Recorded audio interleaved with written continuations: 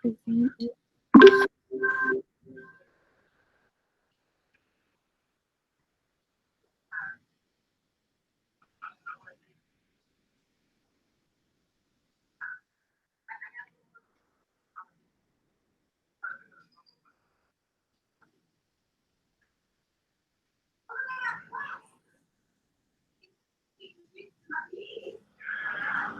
All right, everyone, going to take some breaths in and exhale. We're gonna breathe in and exhale.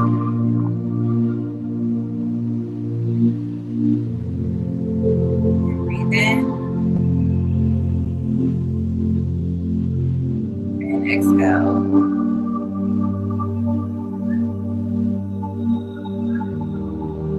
Breathe in, exhale.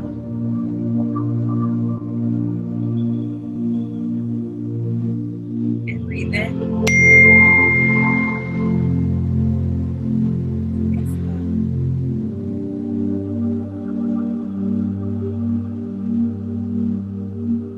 One more, breathe in and exhale.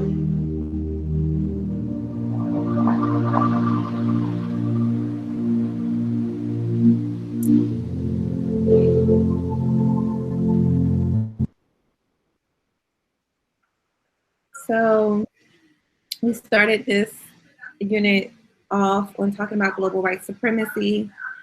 We focus on white supremacy here in the US and how that manifests itself in the US. And so I am curious of how much you all know about how white supremacy manifests itself on a global scale. So if you can give me examples and put it for us in the chat of how white supremacy or examples of white supremacy from around the world. And then just put it in the chat and we'll see how much you all know.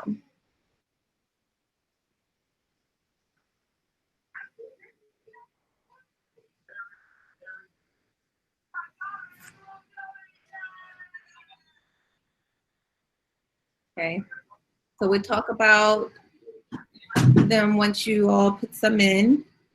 Guess we'll give everyone about, let's do like a minute. Only that. We'll do like a minute and 35 to give you all time to think and type.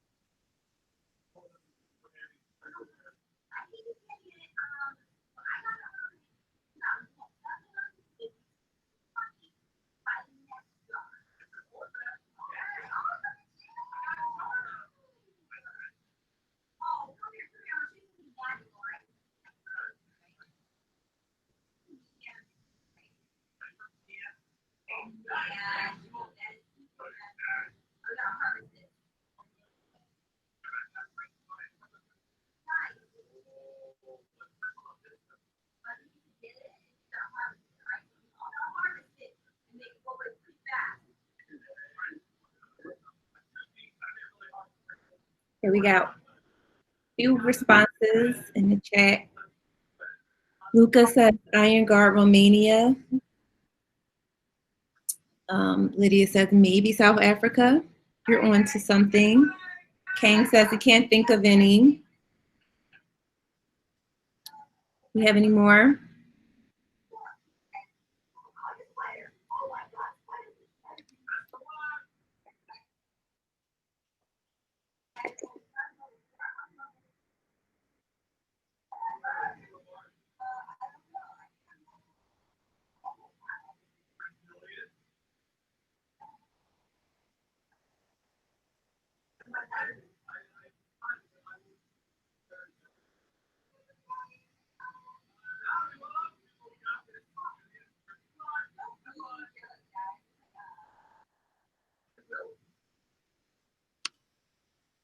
All right, so we got a few. Christchurch, yeah, New Zealand shooter. Good one. Luca has another one. Balkan genocide groups in the 90s. Yeah, I believe the Iron Guard was anti-Semitic too. Um, yeah. I'd also add the Opium Wars in China, which kind of really doesn't really get mentioned either. But that's when the British Empire forced the Chinese government to sell opium, the slave trade.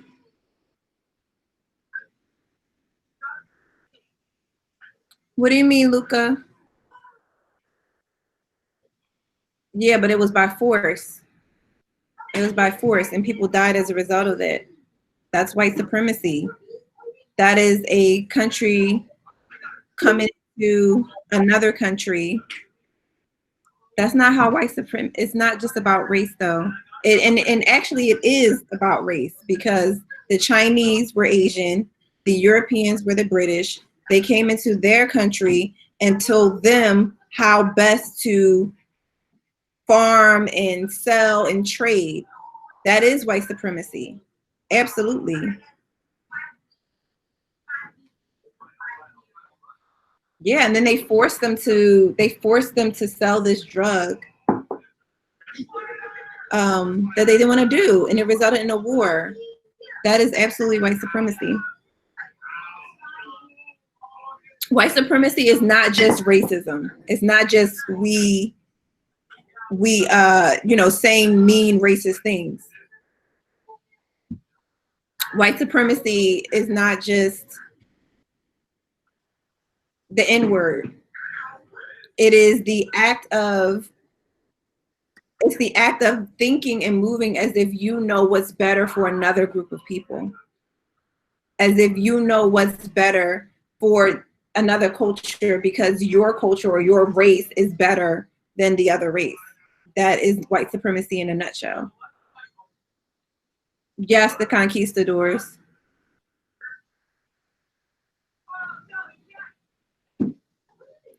This is not we're not equating. We're not going to do this equivalency with white supremacy and Asian supremacy. Are there instances where certain Asian countries at some point colonize or try to colonize other people? Yes. Are there instances where African empires colonize other African empires? Yes. But this is not what we're talking. We're specifically talking about white supremacy. We're talking about examples of white supremacy. So if we want to have a conversation about other forms of colonization and conquering, that's one thing. But we're specifically right now talking about white supremacy and examples of white supremacy. This is not to say that other groups have not tried to conquer or tried to take over other places. That's not what we're saying. But this is simply specifically about white supremacy. So, all right. So someone mentioned a certain group. I think it was the first one, and that group was the extreme form of nationalism.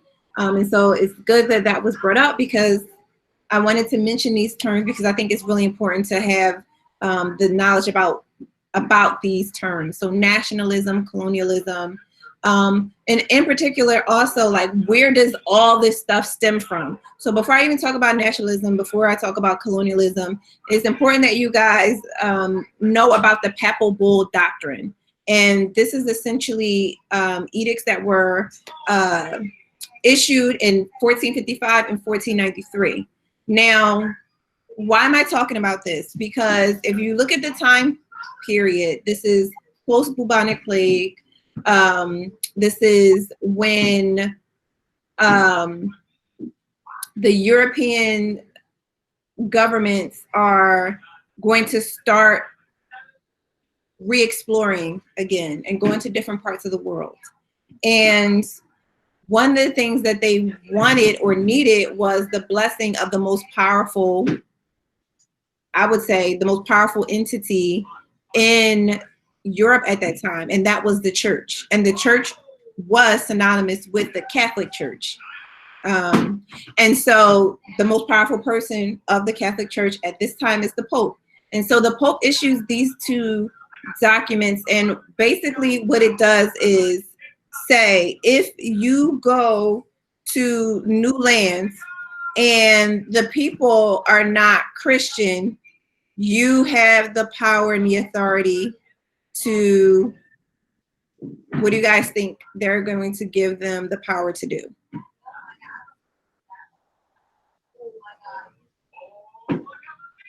So this is why takeover, absolutely, yes. So this gives them, it says, if they're not Christian, you can take it over. Okay, so this is important because if you look at this, 1492, Christopher Columbus, the Americas, right? And so these issuances, these documents, give them the authority to begin to take over. And so this is what begins to happen. And the 1455 was the result of Africa, right? Things that were countries that were going into Africa. So then it gets extended to the Americas. And then from there on, it's like a snowball effect. And European powers are going to start going into these places in Asia, Africa, Australia, the Americas, and begin to take over and claim these lands in the name of God. And this is the document that gives these claims credence. Now, what comes from colonialism and nationalism? So what starts to happen is these countries in Europe start to establish this feeling of a strong sense of pride in one's nation.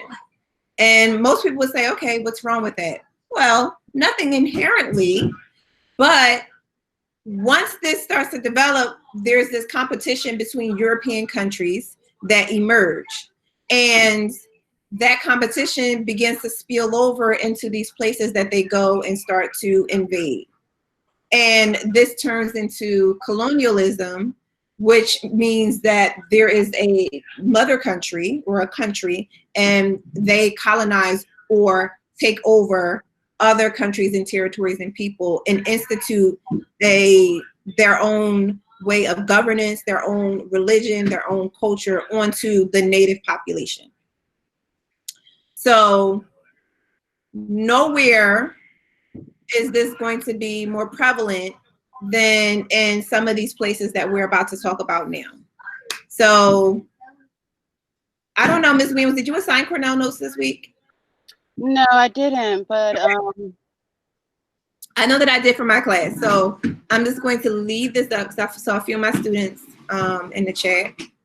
So I'm just going to leave this up for a few seconds. If you are in my class, you can take a picture of it, or you can kind of just jot this down really quickly. Topic is global white supremacy. Essential question: how does white supremacy manifest itself globally? And today is 5/27/2020.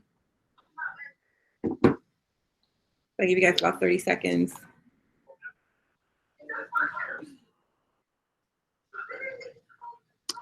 all right, so I will assign it as because some students still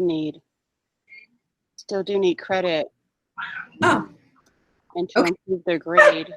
And so they're doing the Cornell Notes and then completing a journal, and they submit that to me. They can earn extra points.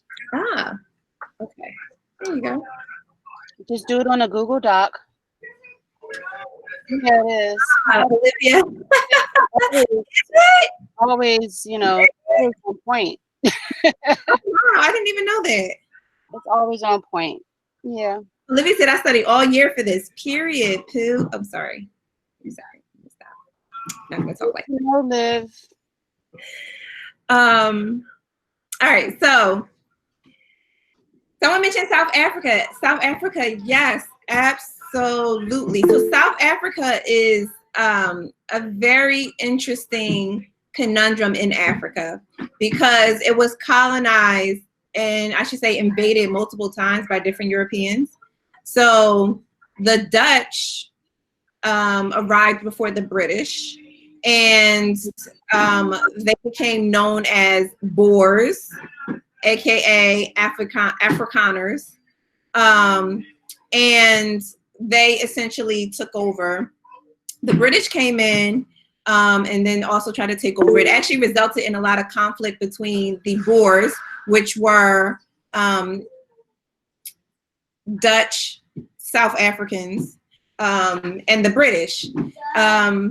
The policy that was instituted by the Afrikaner system, the Afrikaans, and that's with two A's, Afrikaa, and also what they call their language, Afrikaans, Afrikaners. But this policy, this hierarchy that was created of apartheid is very similar to what we had here in the US.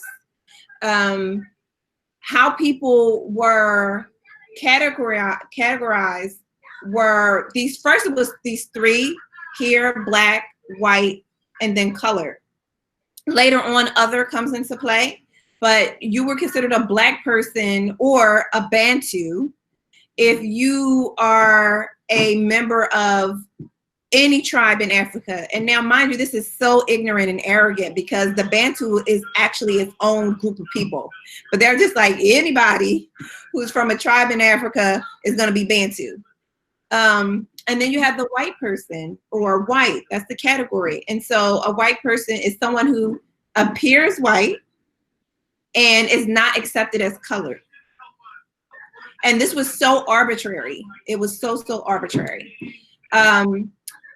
The third option is colored. So if you were colored, is you were a white person, you were either mixed, a white person with Bantu, or a white person and an Indian person, or some other sort of Asian.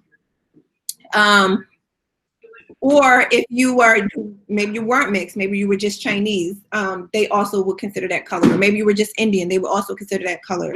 Later on, that is going to change, and those different people are going to say, don't group me in with the black people, the Kafirs, as Mahatma Gandhi called them. Yes, he called Africans Kafirs. We need our own designation. So that's just like a brief little rundown of the different social hierarchy of apartheid. So I'm curious, as we're looking at this, this is actually an ID from the time period. So everyone had to carry these IDs, and these IDs also included your classifications. So Bantu, white, colored, other. So if you were Bantu, you couldn't go into certain places in South Africa. You couldn't live in neighborhoods with white people in South Africa. You couldn't be married or have a relationship with someone outside of your race. If you did, you could be in trouble, you could be fined, or you could go to jail. Sounds familiar? Does this remind you of anything else?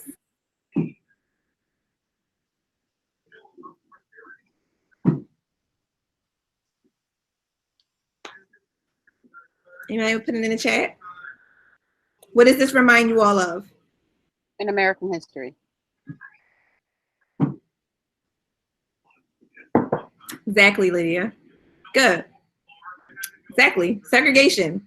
So it's the same thing. So the same thing that was happening here in the United States was also happening in South America to the indigenous and black people, was also happening in South Africa, was also happening in Australia, which we're also going to talk about. So you couldn't get on, you could not be in the same space as other white people. And if you have read Trevor Noah's book, Born a Crime, he goes into a lot of detail about the fact that his mother is black, his father was white, and they couldn't even walk down the street together. So I'm curious in thinking about these different titles. if you all could, let me go back to the classification. What do you think, where do you think you would fall under Bantu, aka Black, white, colored, or other? What do you think your classification would be if you were in apartheid South Africa? Just put it in the chat.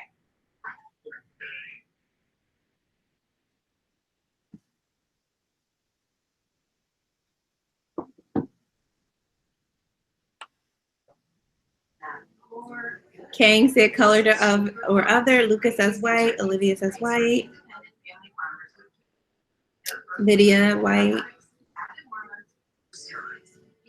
Devin says other.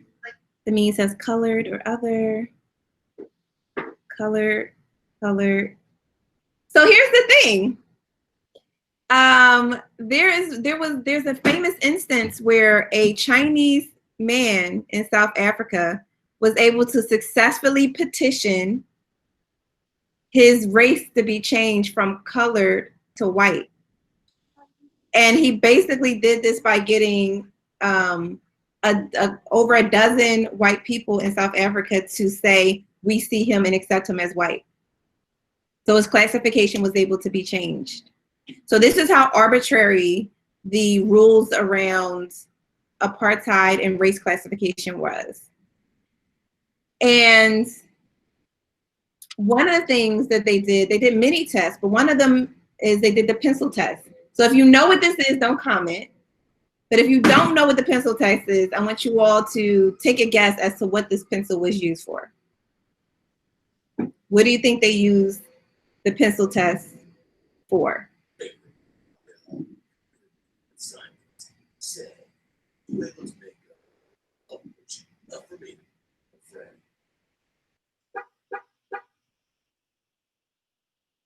Take a guess. Intelligence.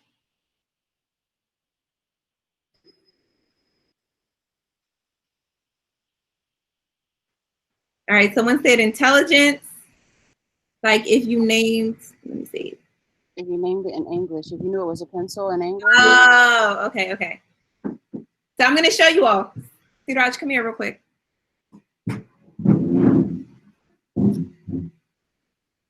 Okay, this was the pencil test.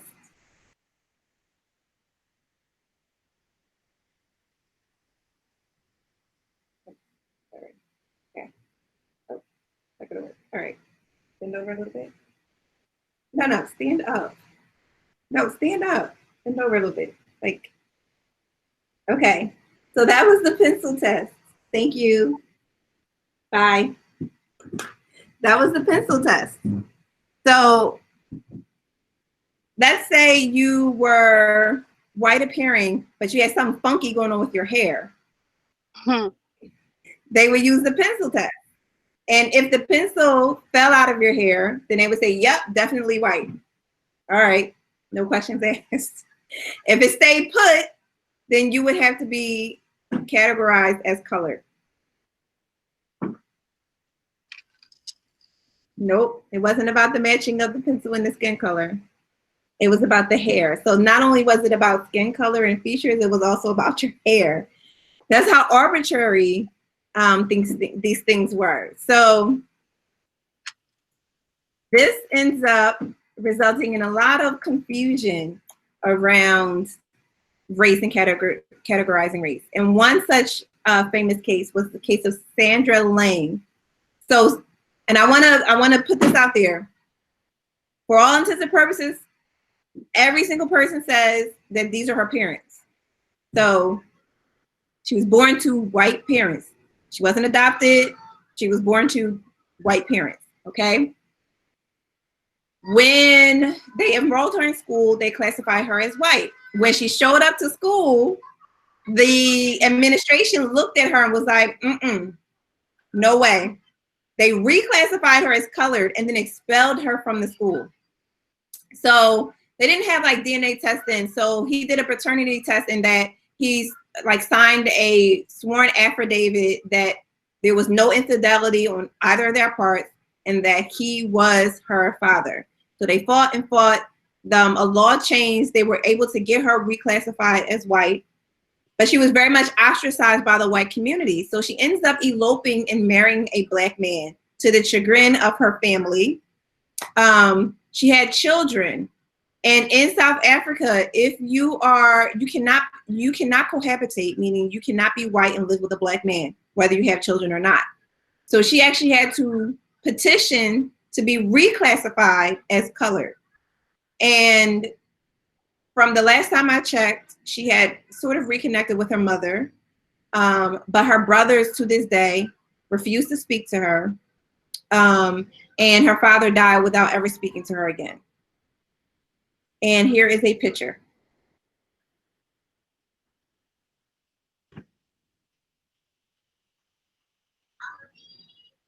So, how do you guys think? Oh my God. How do you guys think two white parents were able to produce this very ethnic looking child?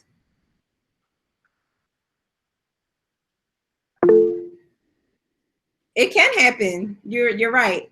Tell me, how can it happen, Kane? What makes this a possibility?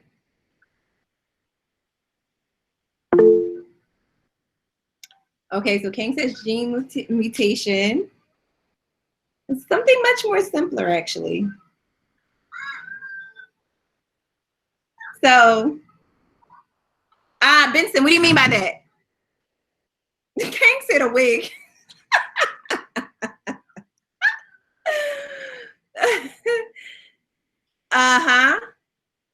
Devin says Punnett Square. But that requires that parents have to have what, guys? Yes. Oh, look at y'all coming through with y'all little biology. So what probably happened, which is the same thing that has happened many, many times, even here in the United States, even with this famous case of this man. I'm just going to show you his picture really quickly. Anatole Broyard. So he was born in Louisiana. He's considered a Creole. His family were considered Creole like Blacks. And he moved to New York, married a white woman. This is his daughter down here. He died of cancer. And upon his death, that is when she finds out that, hey, actually, I'm considered a Black man. And I left my family and cut off communication with them to pass as a white man. And so she writes this book called One Drop. It's a really good book. But this is what happens a lot, not just in the US, but also in places like South Africa, where it was really bad to be colored or Black, right? And so if you could pass for white, you did. And what probably happened is they both had ancestors on both of their sides that decided to pass as white. And they thought, good, we got away with it. All is good. And then boom, here comes their like great granddaughter. Not exactly. And it's believed to this day that I think they said 1 out of 4 Afrikaners have about 10% African DNA in their blood. So some of the, and I apologize in advance, I really, for these images, so it's like everywhere. But if you pay attention to the time period that this is all happening, what is also happening during this time period in the United States? Who can tell me?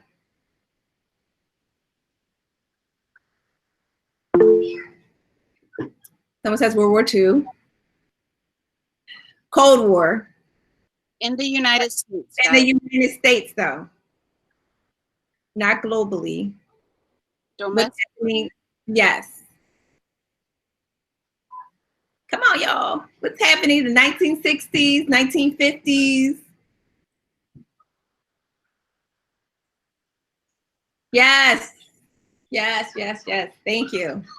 Yeah, so at the same time that people in the US are fighting for their rights from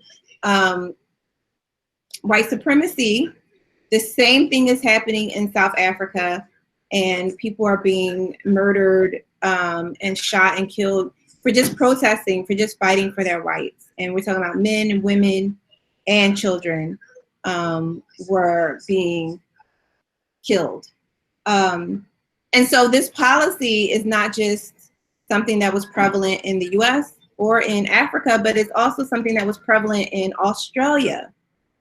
And if anyone knows anything about Australia, you'll know that these the people, they have their own names for themselves, but they're commonly referred to as the Aboriginal, the first peoples of Australia. And Australia actually started out as a penal colony, meaning that the British sent people who committed crimes to Australia. Of course, what ends up happening is they end up taking the land of the Aboriginal peoples, and they also did this, which is that a lot of the population end up dying as a result of contact with Europeans, as a result of disease. While they do come up with medicine to try to help the community bounce back, what they also end up doing is trying to force assimilate Aboriginal people, and especially if you were part Aboriginal. They specifically would focus on taking lighter-skinned Aboriginal peoples and forcing them to marry white people to breed out the lighter skin. In addition to that, they passed something called the Northern Territory Aboriginals Act of 1910, which essentially puts all the children of the Aboriginal people who were under 18 under the guardianship of the government. And what they did was they took these children from their mothers, forced them to go to boarding schools and compounds, and forced them to assimilate into European culture. So if they were caught speaking their own language, they might have their mouth washed out. They were abused physically, sexually. And some of these children, they're called it the lost generation. They were never reunited with their families again.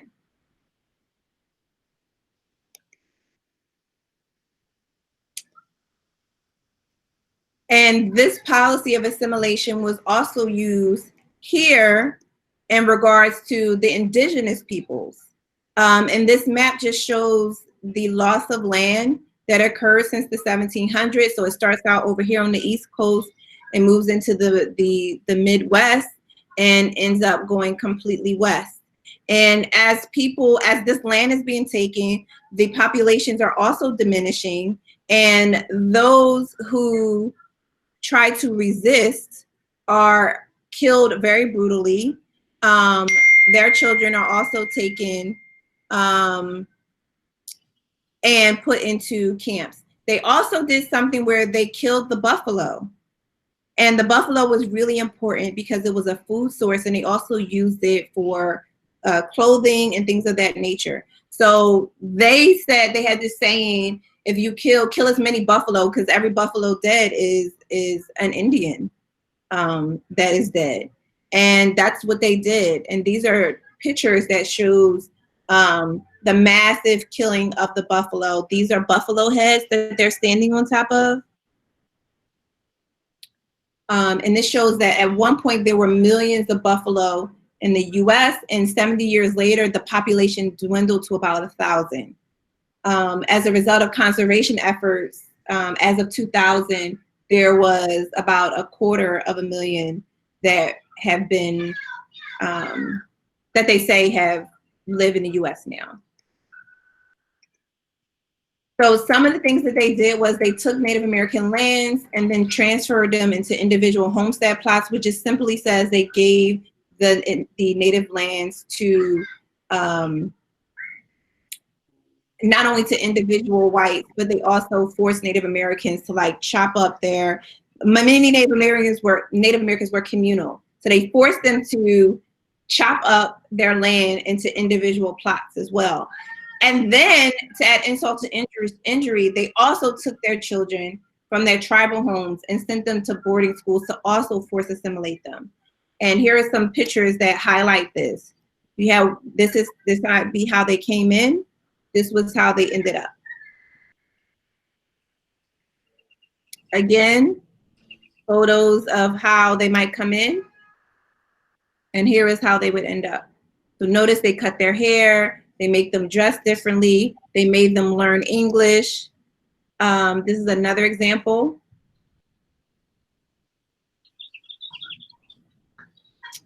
And another example. And nowhere is that more famously done than in the Carlisle School.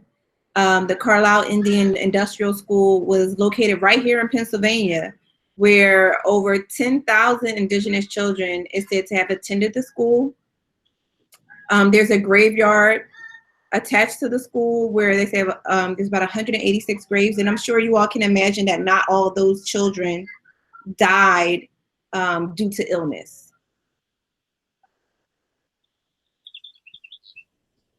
And here's the famous saying that they had, and this was the idea behind these schools, which is kill the Indian and save the man. So, you know the source of that quote? Yes, it came from, oh God, what is his name? Is it Grant? Is it Sherman? Is it? It's not Sherman. Oh my God. I'm going to Google it real quick. You can keep going.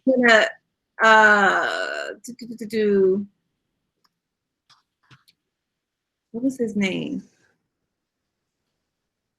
Captain Richard H. Pratt. That's who it was. And he actually, there's a whole like essay about it where he talks about like, look, they're savages, and the only way to rehabilitate them is to get them to assimilate into white culture. And if you're able to do that, then they're useful. That's the only way they'll be useful to us. There's a whole primary source that's written about it, but this is just like the quote. This is the title of it that's just taken and used for a lot of these pictures to highlight this. So, yes, they did give them new names. You're right, Olivia. They absolutely did. So, we didn't want to give you all too much. This is a lot to take in to begin with, but now that you have seen what happened in Australia to a certain degree, obviously we didn't go into a lot of detail because we don't have a lot of time. But now that you've seen what happened in Australia to a certain degree, South Africa, and even here to the indigenous people, you now have some context about global white supremacy. So I want to put this in the chat, and you all can respond here.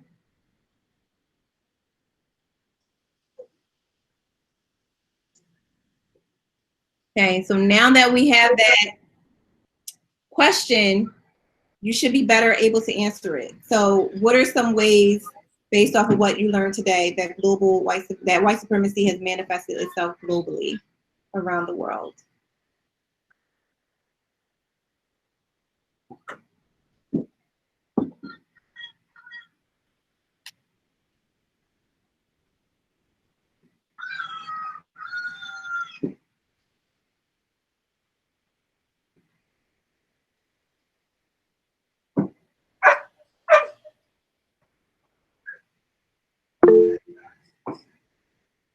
Is that your dog, Liz? Yes, that's gonna come back outside. Oh, I was about to say he wants attention. Okay, Lydia says forced assimilation. What other ways?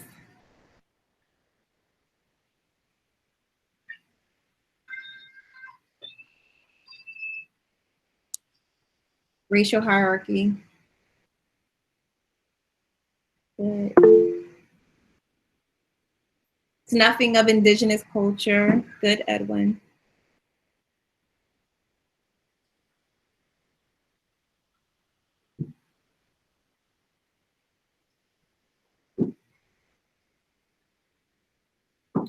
Societal acceptance.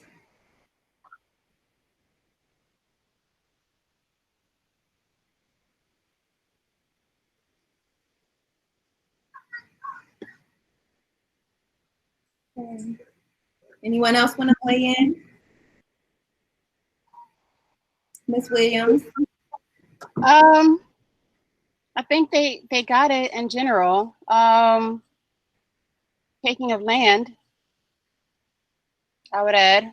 Mm-hmm. The taking of land, which is wealth. Absolutely. And we didn't touch on India either. We didn't even. My God. No, it's okay. I mean, we have 50 minutes. I know. So that was perfect in the amount of time that we had. Yes. And then also we didn't really talk about resistance. So we don't Or Latin America. Yes. Resistance. Yeah. Resistance movements. We don't want to just present this as if, these poor people and they did not. Yeah, and that's it. Fight, have fought to try to preserve their culture and their history and their language, their religions. That's not the case. The Aboriginals, the South Africans, the indigenous Native Americans, Black people have at every single sector of colonization, slavery, have resisted in every way, shape, and form. And so that's important to understand as well. Because even when you're talking about the Civil War, it's this belief that, people will say, well, we freed you, right? It's like, pretty sure Black people also fought in the Civil War. And we freed ourselves. Uh-huh. And we freed ourselves. Yes, absolutely. Absolutely. So it's always important to make these global comparisons so that we realize that the U.S. is not in a bubble, and it's not just a one-off thing, but white supremacy has literally impacted every single corner of the globe and has been responsible for the destruction of crops, have turned sustainable crops into cash crops. It's responsible for the destruction of culture and people's religions, and it's always important to make that connection. And the taking of wealth. And the taking of wealth.